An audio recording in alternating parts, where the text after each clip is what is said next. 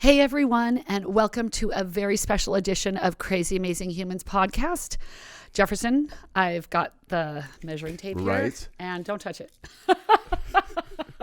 I wonder if these don't touch it. Sales of these are going to go through the roof, I think. Okay. I'll just stick out my we are at 6 feet. Everybody, you can see if you're watching on YouTube, we're 6 feet apart, and we've stayed that way. Because I got to be quite honest, I'm a little afraid of Jefferson because he's a hugger. And, we know how that goes, but we just don't know where he's been. Yeah, I'm like a chew toy. You don't know where I've been. We are dealing with this COVID-19, and so we are just making sure that we are staying 6 feet apart. Right. And we're living through very extraordinary times right now. COVID-19 is a pandemic, and that's why we believe it is more important than ever to highlight everyday humans doing crazy, amazing things. People just like you and me who are using their time, talents, and resources to give back, pay it forward, and make a difference. I'm Katrina Carlson. And I'm Jefferson Denham. And so today we want to look at COVID-19 in a way that we hope will be beneficial to you. We're going to talk about things that you can do to keep yourself and others safe, and about stories that speak to the good that is coming out of this challenging situation, right? And some possible actions, great and small, that we could take as crazy, amazing humans to help. Absolutely. And we're also going to share a conversation that we previously recorded with some New York-based crazy, amazing humans, Kristin Hettermann of Grace Delivers and Oceanscapes Photography, and Sven Lindblad of Lindblad Expeditions and National Geographic, when they were here in our Santa Monica studio. This dynamic duo integrates their shared love of the ocean into efforts to educate people about modern-day challenges we face to preserve our environment, as well as how we can be good stewards of it so that it can thrive for generations to come. Right. And we felt that this was an important story to include as a reminder that whether or not there is a worldwide health crisis, to always recognize how we need to take care of our shared environment, because it affects all of us, right? Yeah. And as always, we want to make sure we stay connected with you. Please don't forget to write us at crazyamazinghumans@gmail.com to let us know your thoughts and your comments. And now and always, we want to make sure we're giving you uplifting stories and helpful practical information. It is our mission to highlight the things that can inspire us and remind us that when we all come together, like we are for this pandemic, we are all crazy amazing. I want you to feel, I want you to feel something crazy, crazy amazing. Part 1. Look for the helpers. As you all know, we are not doctors.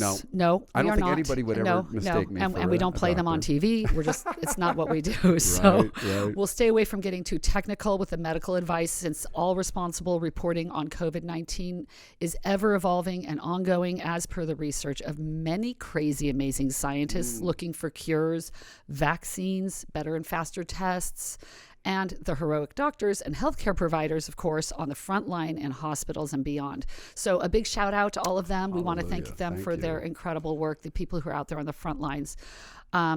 So we highly recommend going to the Center for Disease Control website, which is www.cdc.gov, as well as the World Health Organization, which is found at whoworldhealthorganization.int for the most up-to-date and accurate information on COVID-19. Right, because there's just so much misinformation out there too. Absolutely. So you want to make sure you're getting the right information. So at this point, it seems like most of the world affected by COVID-19 is trying to, quote unquote, flatten the curve. That's a phrase we've all heard, right? Yep.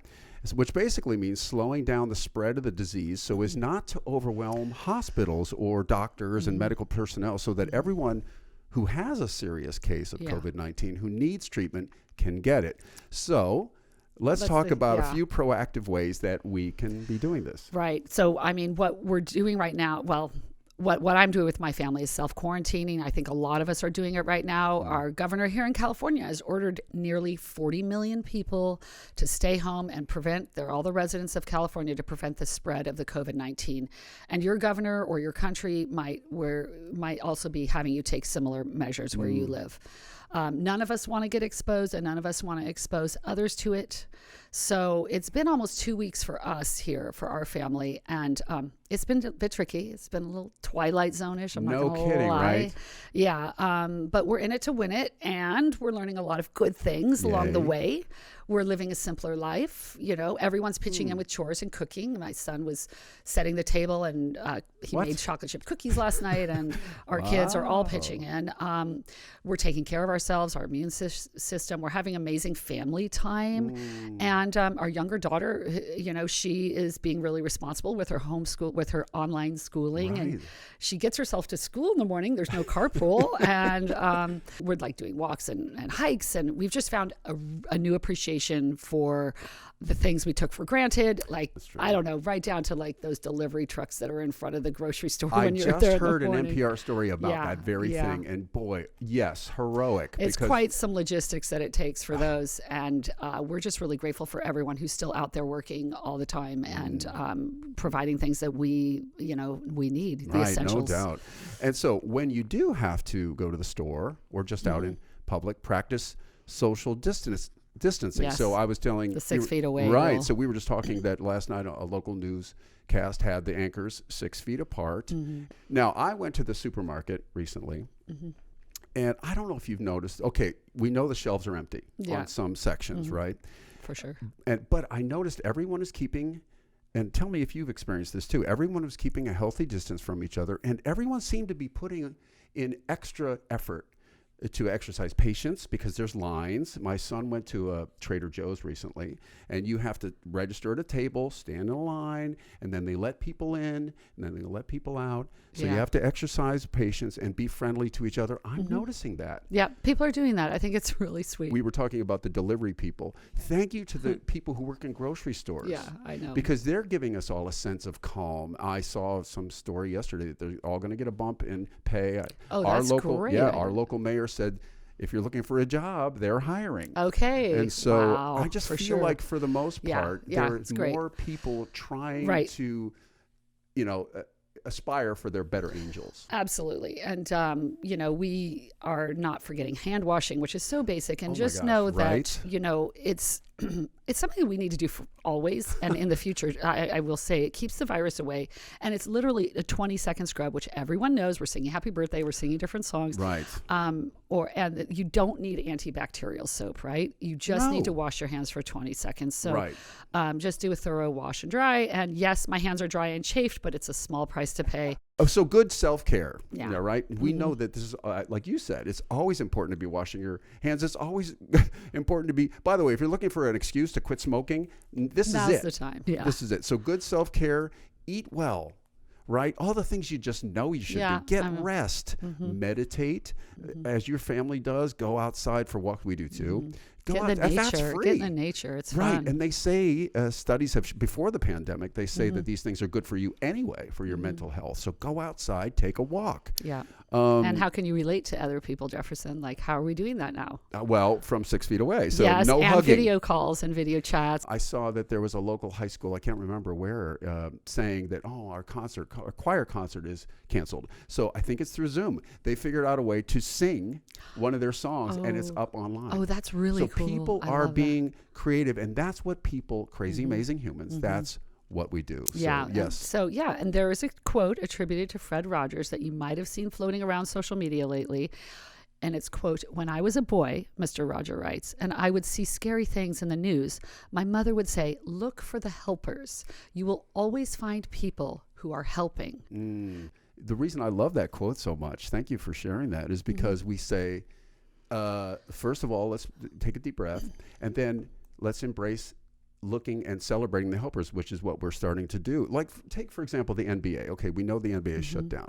You may have seen that since the shutdown, many teams and individual NBA athletes, as well as individual NBA owners, are committing hundreds of thousands of dollars to assist not only the people whose livelihoods are displaced, but because of the shutdown, but also important causes in their communities. For sure. It's remarkable how these individual basketball players and owners are spending hundreds of thousands of dollars and millions of dollars really in the end to help this crisis. It's truly inspiring, and people are coming together.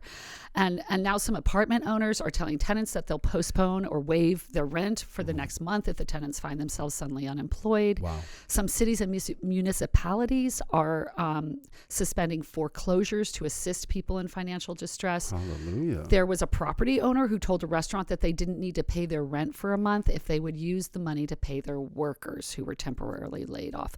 Just amazing things have been happening, and it's heartwarming. And I do think that it does bring in this whole thing of like people coming together and this idea of, we're kind of realizing that we are a community and we need to be there for each other like never before. And that's one thing the coronavirus has done, is reminding us how connected we all are. So as we always like to say with this show, there are more stories of everyday people doing crazy, amazing things. And so we found a few that are really inspiring, like Becky Hoffler in North Carolina. She started a Facebook group to help assist elderly folks in her community who are afraid to go shopping. So she is getting a gaggle of people to go shopping for elderly folks who do not want to expose themselves. Yes, and that is really exposure. Very important, actually. And in Seville, Spain, which is currently on lockdown as well, a fitness instructor named Gonzalo climbed up on a roof and led a fitness class for people quarantined in their apartments. And the residents participated from their different balconies. That's just really cute. And by the way, online you can get like all kinds of yoga classes and everything. They've really all gone online, and they're giving them away, I think, pretty much for free. And definitely for their members. So many classes online, which is nice. And I've been doing that with my daughters. And we've been doing there's a online lot classes. of musicians who are offering free concerts, and I think we're going to try to do the same. Yeah. So we came across this other story, which I thought was cool. This is in Columbus, Ohio. I'm from Ohio. Your husband is too. A middle-aged man from Columbus, Ohio, who's a regular customer of a local bar and grill. The man who wanted to remain anonymous, he left a $2,500 tip on a $30 bill because he knew that this restaurant was going to be closed down for a while. And he said, you must divide this equally among the servers. And the restaurant owner said that there were tears of joy because of this unbelievable act of kindness. Wow. That is just amazing. So you all might be thinking, fellow crazy, amazing humans, what can we do to help, right? Here are a few ideas that we came up with. So we could, order takeout from local restaurants and support small businesses impacted by the coronavirus. Exactly. Good one. You like that? Maybe tip delivery people extra if you can. If you can tip them a little bit extra, that's good. You can throw in some if you want. What our daughters, this do online parties, but also online fundraisers for individuals whose livelihoods might be deeply affected by the widespread shutdown. Right. Check in with your elderly or ill neighbors to make sure they're stocked and with medication and food. We always say this to each other: the opportunities to help out are all around us. We just have eyes to see it. So, hallelujah if you are doing that. Yes. So another thing that we came across that we thought was interesting is that we found out that our blood supply, maybe this isn't a shock, can really use our help right now. If you're able, sign up to donate blood. I just did it through the American Red Cross. I got my little badge right here. That's very It was nice. simple to do, but here's what I found out, Kat, that they were telling me that by the end of April, the Red Cross estimates that we're going to be nationwide about 80,000 units short. Wow. And they told me that that's because a lot of these blood drives usually are organized around schools and businesses. If you go to redcross.org, you'll see all the good it does, especially now. Yeah, So for sure. I wanted to make sure that we understand that we can still be doing things, and it was completely safe. So also, like other ways to get involved if you can't go give blood, I got an email from a friend of mine who is involved with PATH, which is People Assisting the Homeless. I love this. And she's just like, hey, click on this link and pick out some things for the homeless. It gets sent straight to the organization, and they, disperse these things that you buy. So they had a link where my family and I could go online. We bought specific items, bought a bunch of stuff, and, clicked send.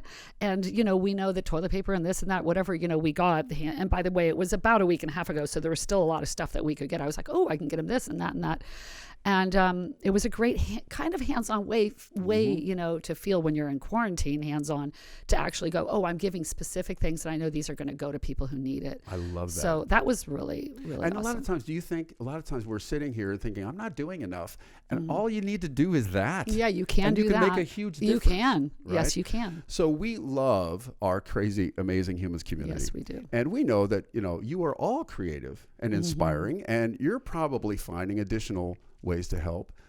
So if you happen to have any suggestions that we could share with our community, please email us at crazyamazinghumans@gmail.com so we can pass these ideas along. And Mr. Rogers, love Mr. Rogers, Yes. had said, look for the helpers, right? That's right. And so there are always helpers.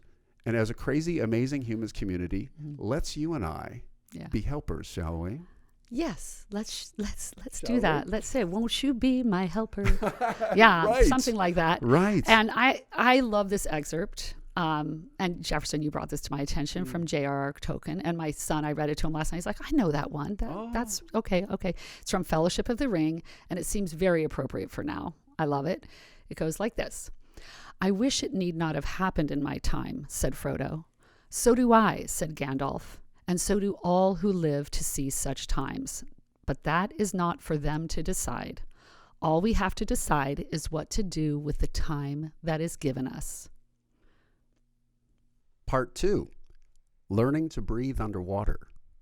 Hey, everyone. We're here with Kristin Hettermann. Kristin Lee Hettermann. Oh, yes. But you're not in trouble. I said your middle name, but you're fine. Oh, thank goodness. It's very good. Aloha. Aloha. Welcome to the mainland from Maui, right? Yes, thank you. Great Yes. to be here. Always good to be in La La Land. Well, we love having you. And you're a writer, photographer, and you're an artivist.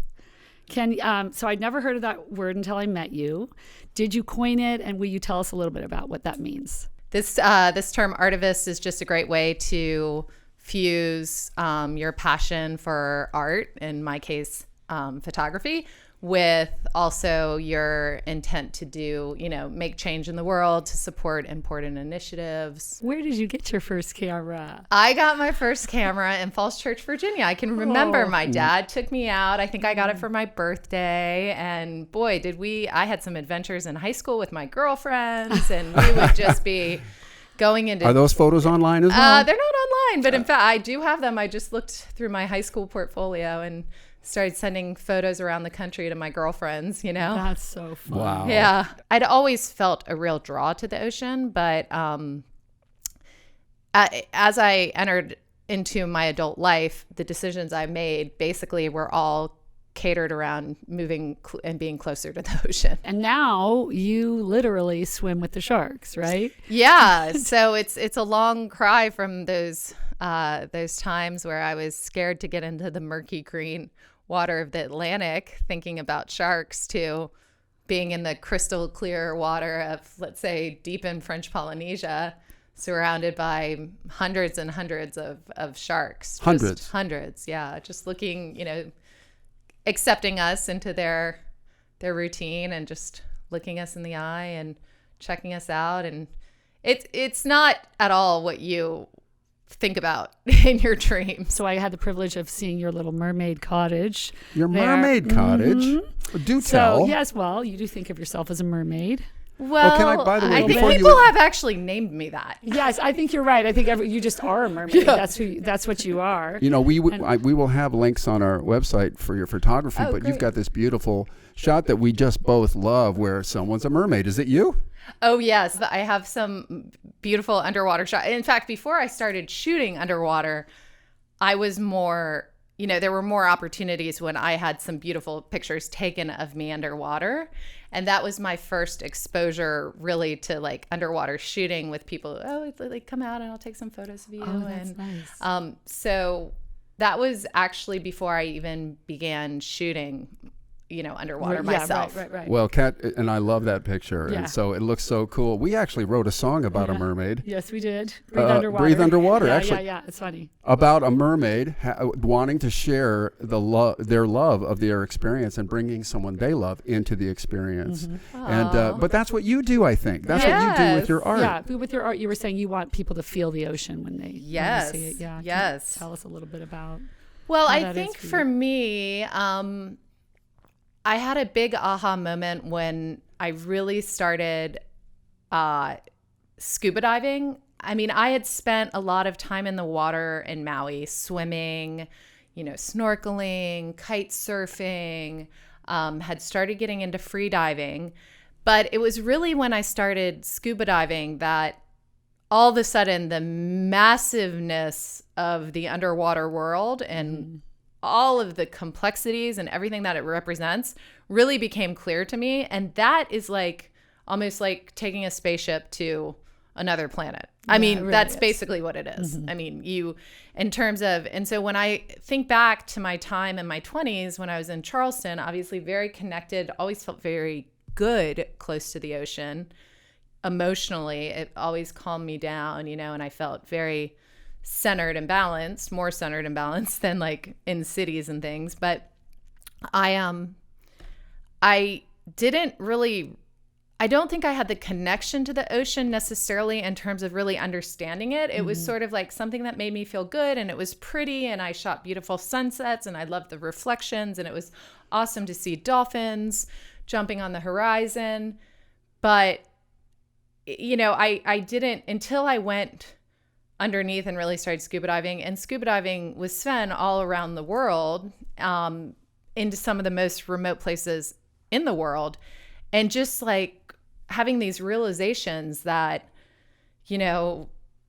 places where fish should be, there were no fish, places where there had been beautiful, abundant coral reefs were broken off and dead. And, there's so many examples out there. Right. I remember we were up in San Francisco at the event that you had your photography exhibit, and they were this was for the ocean, right? It was Wild Aid for the benefit of the ocean, and they were talking about we are able to say, let's save the animals and these things that we see on the ground, but we can't really see underwater. Most people don't understand what's happening down there and how it is being compromised, to put it gently, decimated and we don't know that because we don't actually get to see it and experience it. Right. And that's why so your photography really brings to light what's happening down there. You show the beauty, and there's a lot of other people advocating, trying to show people what's really happening down there, and how you're saying you don't see the fish in places and things like that. So that's part of your activism with your photography as well. I think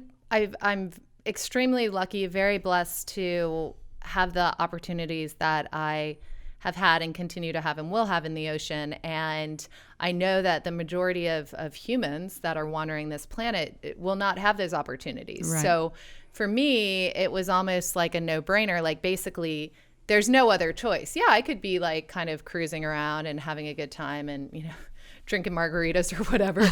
I mean, but that's not really giving back to the universe for the gifts. So I believe that energy always recycles, right? So if you're given something, you need to give something back, Absolutely. And sometimes it's not a direct correlation. It's not as if like I'm giving you something and you give me something back right away. Sometimes it's, you give and then you'll receive at another time, and you give at another time. And that's such a good point. I'm so glad you bring that up, because that's really about what we're trying to do by getting these stories of people, of crazy, amazing humans, inspiring people, with everyday people doing crazy, amazing things.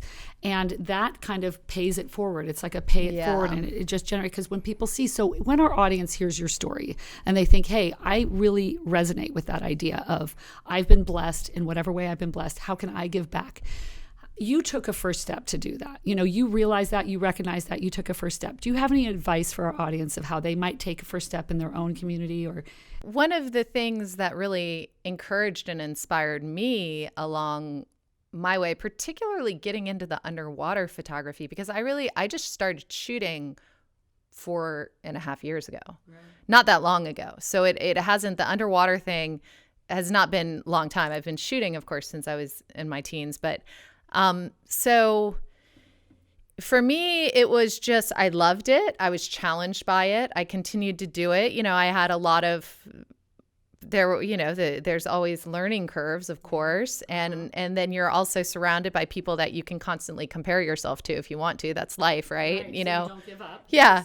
And of course, we do a lot of traveling, as you know, with National Geographic Lindblad Expeditions. So a lot of times we'll be surrounded by National Geographic, the best National Geographic underwater photographers like in existence, right? You know, so he's like on my right and I'm kind of like, okay. But, you know, I just kind of, it inspired me to sort of go with my heart. And I can remember specifically along the way saying, you know what, you don't have to look like that person. Right. You don't have to shoot a photo that looks like that photo on the cover of National Geographic. You can have your own representation of what you're seeing. And that's really what being an artist is about, right? It's like being able to, through your art, basically show what you believe inside, what you're feeling, and hopefully inspire people through sharing. And so for me, the social media and, you know, the networks around us that were very receptive, all the people that were around me, and that's when it really clicked in that like, hey, with this invention of social media where we're all kind of connected, people that would never have this opportunity are seeing the opportunity through my eyes. And then because of that, they're like just 1 degree of separation from actually having it. That's great. That gives our audience so many ideas on like not judging themselves and just taking the first step with going into some kind of activism or something where they could participate. And following their hearts. And so then, you know, and you've partnered with some people, and we're going to bring on somebody that you've partnered with, but you know, he's coming soon. And, but is there anyone, when you're making your decisions to partner with people or support other groups, is there anything you want to talk about with that or? Well, I think, again, with any partners you bring on or groups that you associate with, you know, don't barge through closed doors, just wait for the open doors. So I kind of have followed that a lot throughout my life. And it was the same thing with partnerships. I mean, it's very easy to sit down and say, like, I'm going to do my business plan and I want it to look X, Y, and Z. And I'm going to go after this organization until like they give me that interview. And I'm not saying that you shouldn't do that. But at the same time, I do believe that if you open yourself up and look for the right connections, they're going to come into your life and it will be, you know, easier, synergistic, a lot of synergy, and things will just happen a little bit more magically. And that's really what happened with the Wild Aid exhibition. I mean, it was just an organization that I really liked, I connected with. I thought that like the level of presentation that they do with their media campaigns is highly elevated. And they've had an incredible impact globally on different initiatives, including being very influential in getting China to ban commercial ivory trade. Wow. Yeah. So for me, I just said to Sven, because we do a lot of philanthropy together, you know, this is an organization that I really want. Let's go to their galas. Let's really stay connected. And through that connection, you know, I sat next to their marine program director at a dinner. She didn't even realize. She emailed me later and said, I had no idea, you know, that you were such a good photographer. I'd love to talk with you more. And so that's how it came wonderful. up. I love it. Because we're surrounded by a lot of different organizations, but sometimes it's just, you know, I think you just wait for the right connections and the right opportunities. And also I go very experientially. So if I'm in Alaska and I have a certain experience, I'll come back, write about it, develop a body of work, and potentially turn it into something bigger if it comes along. And this happened with my next exhibition, which will be in Maui, which just happened to be the gallery is doing a show entitled She Saw Blue, and there are some major ice pieces in it. So it gave me an opportunity to use the body of work I did in Alaska to create a piece that will help people raise the awareness of people in Hawaii to what's going on in Alaska.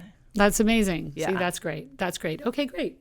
Yesterday, while circumnavigating the Nye in a fishing boat, we saw this massive aggregation of fishing nets. We went ashore and crawled out onto this rock, and we saw something that must have been at least 20 feet in length, dozens of different types of nets. We estimated somewhere between 1,500 to 2,000 pounds.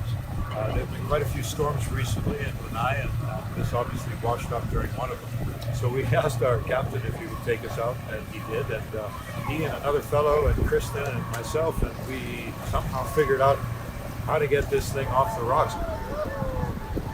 We persevered, we got it off, and now we're hauling it back to Lanai. Maybe they'll make a bit of an exhibit out of it, because it's a really interesting teaching device. So the ocean is clearly full of plastic. It's a real problem. We got to get the plastic out of the ocean. We got to stop putting it into the ocean. And today, hopefully, we contributed in a small way, and it feels really, really good to have done that. That was amazing, Sven. Welcome. We're so glad to have you here. And that video that we just showed was amazing. What you guys discovered in the ocean. Can you tell us a little bit about that and how that kind of 2,000 turned out? pounds Yeah, worth of netting. of netting that you Sure. recovered. Well, first of all, doing anything about it was Kristin's. Okay, go Kristin. Thank you. She was really, Go, Kristin. really, really, really, really intent on getting this, because we found it the day before we recovered it, and then we got back and Kristin said, "Let's figure out how to go get that thing." And I was a little skeptical at the beginning because it was massive, right? And when we actually swam ashore and started putting lines on it, it looked like there was no way we were getting this thing off. But we persisted, right? Yes. We Good persisted and we got it off. And then why don't you tell, because there was so much media afterwards about this whole thing. There was a lot of positive response to it. I think that we are starting to see more and more and more plastic trash come up onto our beaches in Hawaii. And of course, everyone by now, I hope, knows about the plastic gyres that are in the middle of the Pacific Ocean that are just, massive. That's the big garbage patch. Massive amounts Christmas of just Island. collections of plastic.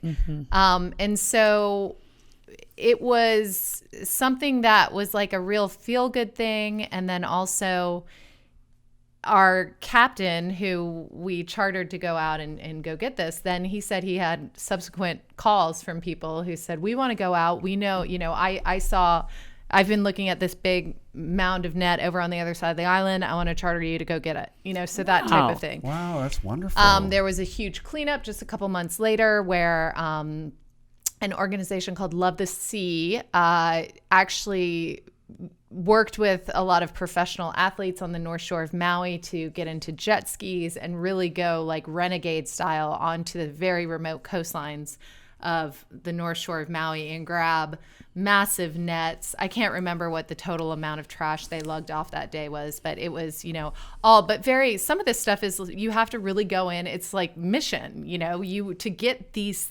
massive. And you're kind of risking your life in some ways, I'm sure. There's yeah. rocks. You're going up against. Definitely. Because that's what they're caught on, yeah, right? they're The caught rocks on these rocks. So if you're going up and trying to get them off precarious situations, then so that was a really wonderful thing. And I think that, for me, I just try to be the best human that I can every day. And if I'm going to the beach, I will look down and pick up trash. And I always think in my head, if every single human that came to a beach and sat with their kids and, played in the sand or got into the water, if everyone would just, in places where there is clearly, a plastic problem, and if you don't live in one of those places, you're lucky, and hopefully it won't ever come to you. But when it came to Hawaii, I remember it was like this stark wake-up call, and all of a sudden I was walking along my favorite beach. This was like 5 years ago, and there were just microplastics, like the types of things that I'd seen in Bali and the Maldives and Asia. And to see that in what, in my mind had been this pristine Hawaii, to actually see that it now was actually under assault as well. It was very, heartbreaking and eye-opening. Yes. So understandable. Well, good for you guys. That's so true. I honestly do pick up trash everywhere I go when it's on the beach. One time there was a big refrigerator down in we were off the coast of Costa Rica, right, on an island off there. But so you're so right. That's such a good call to action for our listeners. When you see trash, if you're walking down the street, pick it up. Right. And if you have trash, don't throw it out your window or don't throw it on the ground. And if you have kids, they're going to watch you and observe you in doing it's these so actions. Good. That's the thing we can do every day. That's like a crazy, amazing thing you can do every day. Just don't throw the kids out. Don't throw the kids out. Right. And you alluded to the Great Pacific Garbage Patch, or whatever you want to call that. Some people call it Christmas Island, this kind of thing. somebody we read about, a 25-year-old Dutch inventor named Boyan Slat. Do you know him? Yeah. I met him. Yes, I heard that you guys might know him. So his plastic collection invention has been successfully tested Just a couple to of days collect ago. plastic out of the Great Pacific Garbage Patch. They're saying that it even collects some microplastics. Are you guys aware of this? Do you know this story? You've met Well, him? he had a first attempt, and that sort of broke down. Right. Okay. And a lot of people were quite pessimistic, a little bit cynical. It's funny when you actually do something. Yeah. You know, there's all kinds of I like was thinking judgment the made. same Yeah. thing. You've got to And- be ready to get attacked Yeah, you if you gotta do be ready to anything get good. attacked. Yeah. So, but I didn't realize that he had launched again, or somehow I was disconnected. Yeah, Did you I hear didn't that? realize Did you know Yeah, that? so this Right. latest version, he's attached, what is it called, a parachute anchor. And somehow that stabilized it. And so they said, hey, it's working. But yeah, you're right. He tried things and it wasn't quite right. And he kept trying. Yeah, I this mean, guy is like a mad scientist. He's 25 years old. He's like really, really determined. And I at the love end, that. at This the end of the renegade. day, right? You combine intelligence with determination, and good stuff's going to happen. I mean, Yeah. Absolutely. it's not necessarily going to happen your first try No. or your Right. second try, but you're likely to succeed at some point. And that kid is determined. Well, he's not a kid anymore. That's Right. amazing. Speaking of kids, there's the other kid that's doing amazing things.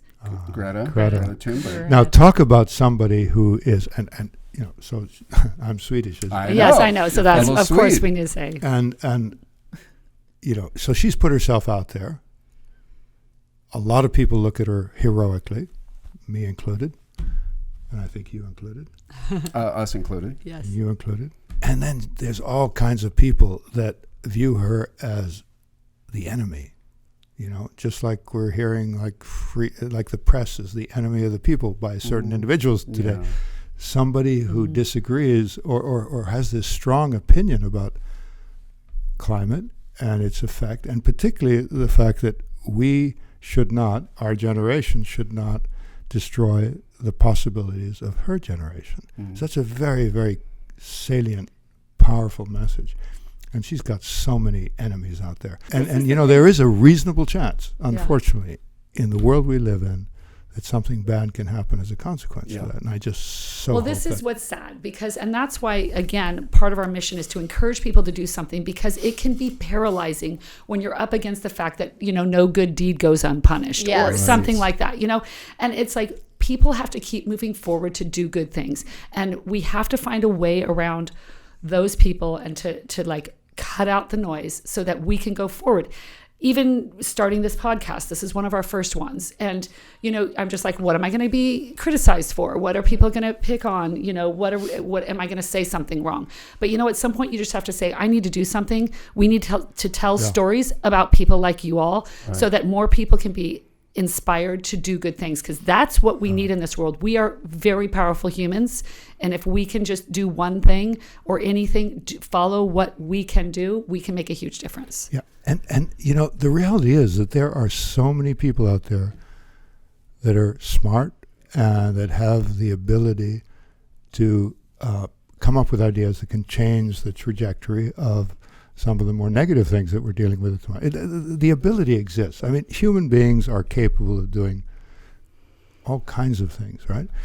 So what we need right now is we need to combine the sort of essence of intelligence, imagination, determination with political will to acknowledge the fact that we have to rebalance our relationship with natural systems. We owe that to our children.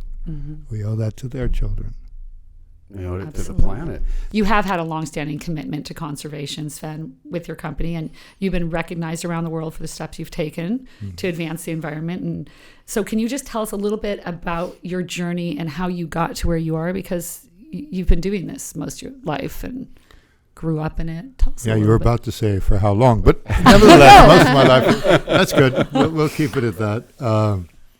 But it was interesting. The first, I went to East Africa when I was 19, and I stayed there for the next 7 or so years. And the first job I had was in a national park called Tsavo East, which had the largest population of elephant and black rhino in all of Africa. And so we would go out with our guests, and you know, there were like, we'd see huge herds of elephant and more or less 10, 15 rhino a day. if we really worked hard. And one day it had been, I just decided there were no guests for 2 days, and I decided to go out just for the hell of it and see how many rhino I could find in a single day. And I went out with this particular driver. His name was Kibet. He was the one who kind of taught me everything about how to look for these animals. And we found 59 individual black rhino in one day. This is 1971. Wow. And about 10 years later, I was back in that same national park. I was there for a week and did not see one. Oh my goodness. Okay, that's heartbreaking. It was heartbreaking, but I think it was in many ways that's the day. You know, we all have these moments in life where we feel that our lives change. We went from one direction to another. And that was the day I think I became a conservationist, because I said to myself, this is way too much power that human beings have, to be able to basically wipe out a species in a place where the largest population existed in the span of a decade. That's all because people in Yemen rhino horn wanted dagger handles. Oh my God! So most people thought it was all going to China for medicinal purpose, although some of it was, but most of it was going to Yemen for dagger handles. Men wanted dagger handles as a sign of status. So what did you do from there? Like, what was your next effort? Well, I mean, from there, so I'm a kid, right? And I'm feeling my way through life, and this extraordinary experience in Africa where I just had the privilege of being, Kristin was talking earlier about, being surrounded by or having these photographers next to her on these various trips. So I was surrounded by all these game wardens from the national parks who were like heroic figures, scientists. I spent a week with Diane Fossey. Did you really? With the gorillas up in Rwanda, which was one of the most extraordinary experiences ever. So, I mean, I was just flooded with these heroes and these experiences and these people who cared deeply about the wild and its relevance. And so I would look for every and any opportunity to use my position, which was not very much in the beginning, to have an impact, right? So, in a sense, when I started my company, it was not so much because I wanted to have a business for the sake of a business, but I felt that I could use having a business and connecting people to experiences to have them think differently about what mattered as it related to biodiversity, above all else. That we need biodiversity. We need to protect our wild assets. And travel to me became a real vehicle, or the only vehicle that I was cognizant of personally, where I could help transmit that notion. Do you see that kind of transformation actually happening on your guests' faces when you take them to a place, let's say, that they've never been or they may have had a misconception about, and you said, wait till I show you whatever? Yeah, so when you think about it, there's so many issues. Now, take climate change, for example, which is obviously such a key issue that we're dealing with. Well, most people, they're exposed to that subject through articles and television and some form of intellectual description about the problem. But when you go to a place like Antarctica or Greenland and you see icebergs the size of massive skyscrapers, right? The largest iceberg that was ever recorded in Antarctica was larger than the state of Rhode Island, a free-flowing piece of ice.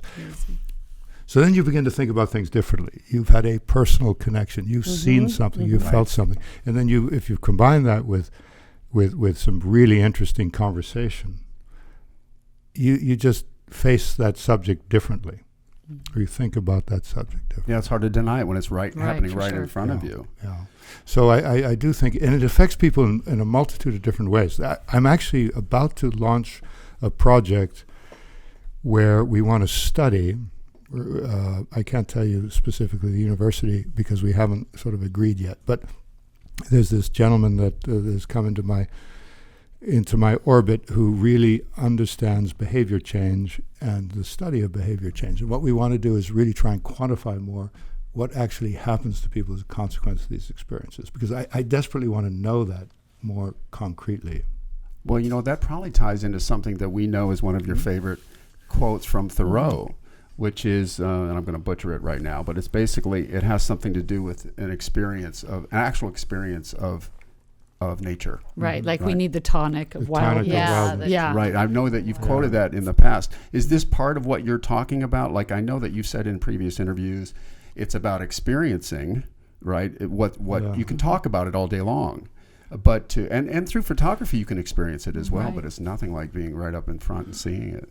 Well, it was interesting because that phrase by Thoreau, "We need the tonic of wildness," became incredibly pertinent right after 9/11 to us.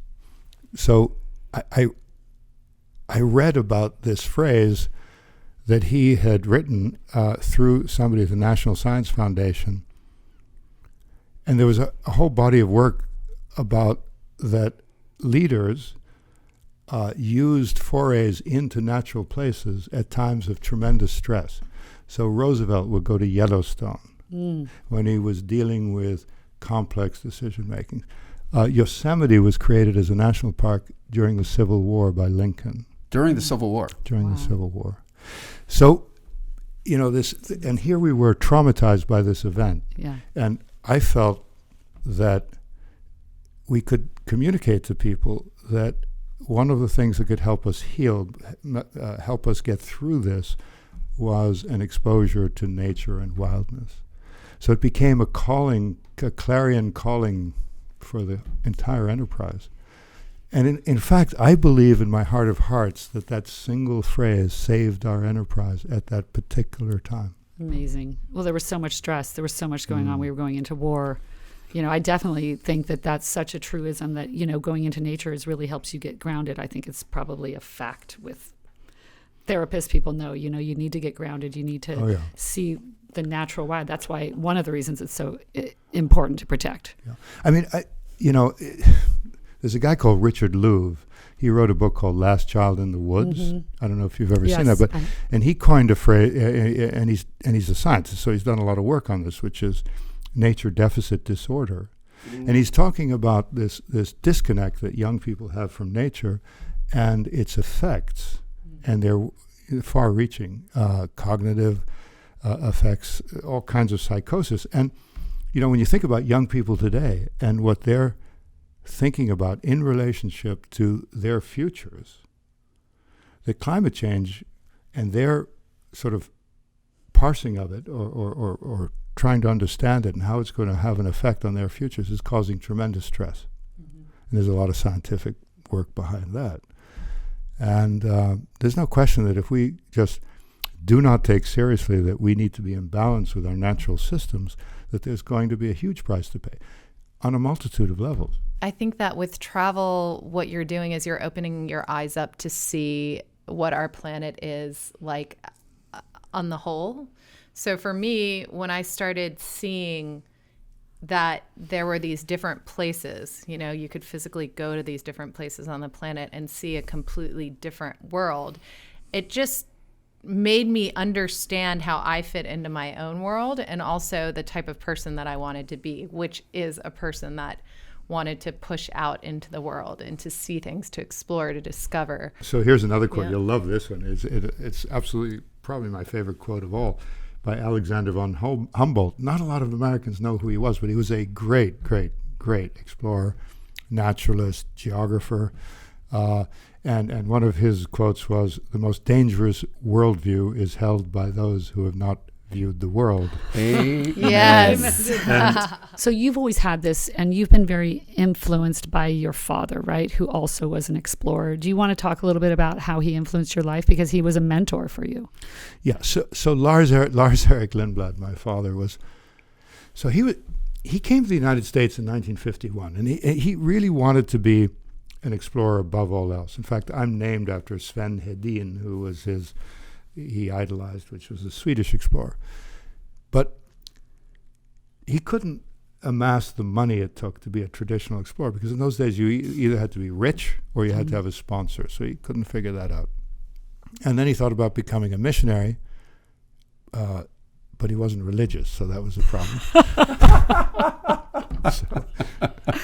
One small problem. One small problem. But he did meet people like Albert Schweitzer and people like that in his younger ages, when he was younger. And then he decided that, well, maybe I can accomplish this through developing a travel business. So he was never interested in a travel business per se, but he was interested in it. Was number 3 on the, on the short list of opportunities to explore, right? Can't be an explorer, not going to be a missionary, so I'll start a travel business. Anyway, so he basically opened up the world. Places like Antarctica, the Arctic, Mongolia, Easter Island. He and the king of Bhutan developed a protocol for tourism in Bhutan where none had existed before. He was the first American asked in to develop tourism in China. Wow. Amazing. And on Easter Island, didn't he help erect those Yeah, statues? he erected it. Well, he worked with archaeologists there, and he put up a tented camp, and he flew people over by Chilean military aircraft. Wow. So he had more guts than probably anybody I've ever to met. put those back up, right? Because they were somewhere on the ground. And Absolutely. And made it a real tourist a destination. Right? Well, For it was a people to limited tourist destination because you had to fly a military aircraft and then you had to stay. So he was the only one allowed there for a while. Wow. So he was the first one to bring people there. Yeah, and he pretty much had the attitude that when people said it's impossible, he would laugh and say, no, it's not. He actually literally would laugh when people said things were impossible. And he would say, that's the most ridiculous thing I've ever heard. He found the word impossible to be a ridiculous word. I love that. Well, magnificent fellow. And you must have, I'm sure, internalized a lot of that impossible ha ha ha. Yeah. Well, I thought this was interesting. Your father has a cove named after him in Antarctica, Lindblad Cove, right? Yeah. And you went to visit that. And now, not to be outdone, you also have something named after you in honor of your conservation efforts in the Galapagos. I believe it's a moth. Am I right? It's a moth. It's so you either get a cove or a moth. It's a mile cove or a moth. Well, can I say it? It's a really small moth. Undulambia lindbladi. Yeah. Say that 5 times Still fast. is cool. I Yeah, By the way, so Dr. Tom from the Heart of Nuba was on our show, and he got a stamp. Yes, right? he has a stamp. Yeah. Oh, You got a in stamp. Armenia. You got a he's moth. on a stamp. Yeah. Yeah, and he deserves. But I have to tell you about that cove because the first time I went through that cove, I went Katrina with your husband and another fellow called Phil from Santa Monica. Ken Carlson. Yeah, but he deserves to have something named after him. I'm sure he will by the time he in the next 2 or 3 years, or maybe 2 or 3 months. But we had so much fun there. We went out chasing icebergs in the we saw the picture. in the descending light, and it was so funny because I just was not dressed for the occasion. We were just so spontaneous. We said we got to get off the ship. We got to go out and we got to see those icebergs before the sun in goes the down. cove, in Lindblad It was Cove. such a beautiful evening. So we have a question for you both. What can we do then? What can our audience do? What can we be doing in light of the evidence, in light of what's happening? And it's not everybody can do grand gestures. Are there gestures we can take every day? Or what can we be doing to be take better responsible global citizens, to be better stewards of our environment, and some takeaways. Well, that by the way is a critical question because these forces are so substantial that a lot of people feel hopelessness, and hopelessness is not what you want people to feel. And people can in fact do things. People can do big things and smaller things, but they all add up. There's an organization that we're very connected with. I'm on the board of, called RARE, and RARE is coming up with a really focused campaign called Make It Personal. And what they've done is they've done a lot of study around the fact that there are a few behavioral changes that you can make that if 10% of the American population, just isolating the American population for the moment, would undertake, and they're not draconian either, that would make up the difference between where we are supposed to be in 2030 if we follow the guidelines of the Paris Climate Accord, and the deficit that we will have as a consequence of not following it. That's exciting. So that individuals can do that. Like, for example, eat meat 1 less time a week. Great. Make your next car an electric car. Fly 1 less time a year. get excited about a broader plant-based diet. So these are not things like you're going to have to sacrifice massively to do, right? Right. Offset your life. So, for example, the average American, if you wanted to offset your life, do you know? I don't know what that means. So offsetting is basically, it's basically creating investments in activities that either sequester carbon, eliminate carbon, or basically deal with carbon in a variety of ways, like the creation of wind farms, solar projects, planting trees, Right. cook stove, the cook stoves example. Different kinds of cook stoves that are less intensive using wood, and these are all enterprises that would not exist were it not for these external investments. So there are a few organizations that sort of catalyze these investments. Okay. So, for example, our company offsets everything. Our ships, our offices, our employee travel, et cetera. So we are, quote unquote, a carbon neutral company. Right? That's amazing. So, but you can do that as an individual, and the people are very, very surprised. The average American to offset their existence is $11 a month. Really? Basically, the price of a cocktail. Yeah. Wow. Or actually, a cocktail in Minnesota, not in New York or LA. Right, not here. Right. Definitely not here. Are there companies that are going to let us understand how we can do that? Yes. So is that what you're What's saying? on that website? Well, that's going to be on that website. That's going to be part of it. Okay. And there's a really cool app. It's being beta tested right now. But so you can do these things, and not only will you feel good about them, but in aggregate, we all as individuals, can make a big so difference. powerful. I love That's right. When we get that. together and do the same thing. And like you said, it can seem like such an insurmountable mountain, but when you can break it down into bite-sized chunks and recognize that you're making a huge difference. Right. And so those watching on our YouTube channel, we're going to play a video featuring Kristin's underwater photography to the song Breathe Underwater for their viewing pleasure. Thank you. Right. So we just want to thank you both Thank you both so much for being here and sharing your experiences and your stories with us. We're really so happy to be I would here. say you are Thank crazy, you. amazing You humans. guys, thanks Would for you being say that's crazy, amazing humans in the Thank you. environmental arena and so many more. Right. Thank you. Thank you. I know how to breathe underwater, see forever. I know how to breathe underwater. Hey, everybody. So that's our podcast. Thank you so much for being here. We want to thank Kristin Hettermann of Grace Delivers and Oceanscapes Photography and Sven Lindblad of Lindblad Expeditions and National Geographic for being with us, not only for helping us understand and appreciate our oceans and our shared environment, but for also reminding us that we can make a difference by saying yes to whatever participation we can offer, great or small, to create a better world. If you've enjoyed today's podcast and you think it would be meaningful for someone you know, be a crazy, amazing human, please, and let them know about us. Right. And going through times like these, we definitely believe that we need to all stay connected. So make sure and go to crazymazing.humans.com and connect with us.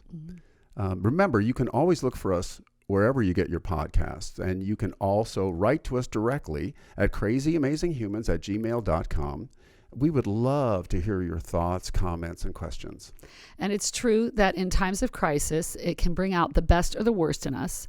So let's choose the best, because we know it's not an easy road ahead of us. We can make the bumps less disruptive if we endeavor to help one another. Let's be helpers. And gratitude for all good things. We want to thank you for being with us today. Thank you. Remember, every little kindness has the potential to create crazy, amazing human experiences, one person at a time. So this week especially, we want to encourage you to find one thing that you can do to extend kindness and love in the world. I'm Jefferson Denham. And I'm Katrina Carlson. We want to thank you so much for being with us. Take care, be well, and we'll see you next time right here on the Crazy Amazing Humans podcast. I want you to feel, I want you to feel something crazy.